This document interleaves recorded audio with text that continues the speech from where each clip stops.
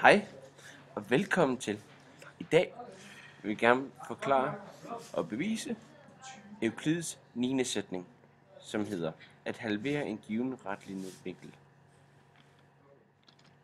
Til det skal vi bruge nogle af hans tidligere sætninger, definitioner, begreber og postulater. Vi kan starte med sætning 3, som hedder således: fra den største af to givne ulige store rette linjer at afskære et stykke, som er lige med den mindste.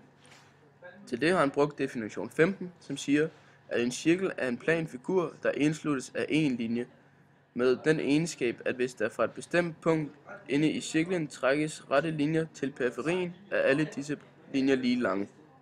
Samtidig har han brugt almindelige begreber 1, som hedder således: størrelser, som er lige store med den samme, er indbyrdes lige store. Postulat 3, at man kan tegne en cirkel med et hvilket som helst centrum og hvilket som helst radius. Samtidig med til at påvise sætning 9 har han brugt postulat 1, som hedder således, at man kan trække en ret linje fra hvilket som helst punkt til et hvilket som helst punkt. Så har han også gjort brug af sætning 1, at konstruere en ligesidet trekant på en givet begrænset ret linje.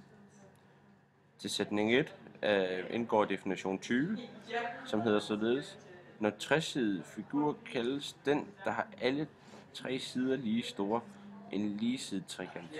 Når en trekant, der har to sider lige store, er en ligebenet trekant.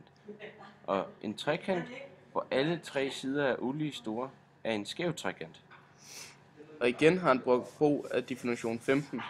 En cirkel er en plan figur, der indsluttes af en linje, med den egenskab, at hvis der fra et bestemt punkt inde i cirklen trækkes den rette linje til periferien, er alle disse linjer lige lange.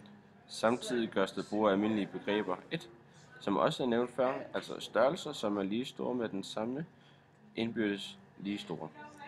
Og postulat 1 er også brugt, at man kan trække en ret linje fra et hvilket som helst punkt til et hvilket som helst punkt. Samtidig til påvisning af sætning 9 bruges definition 20.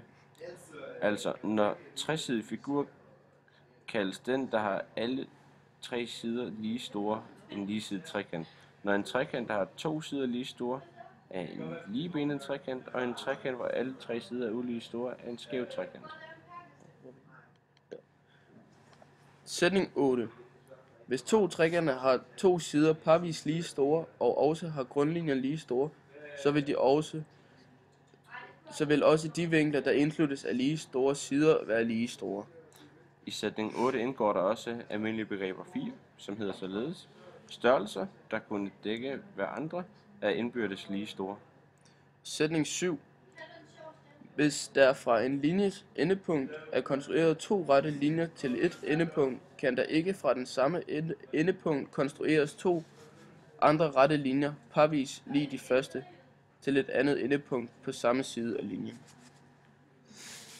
Da alle disse tidligere sætninger, begreber, definitioner og postulater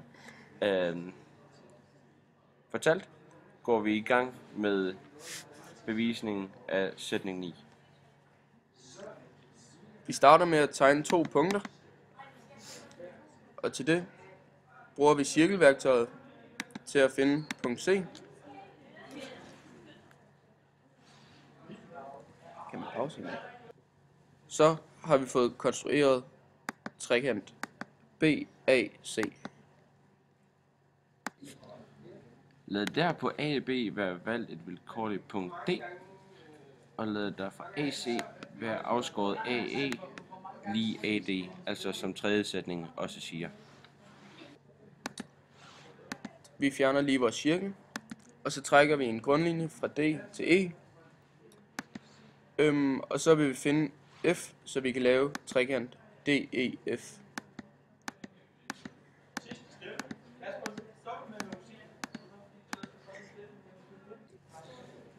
Her lades AF være trukket, bruger metnormalværktøjet til at lave den linje.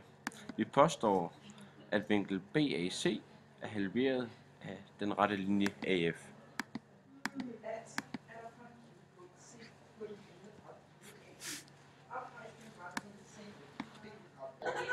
Da AD er lig AE og AF er fælles, så er de to sider DA og AF parvis lig de to sider AE og AF.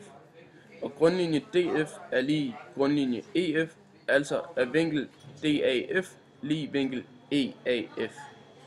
Altså er den givne rette vinkel BAC halveret af den rette linje AF, hvilket skulle gøres. Tak for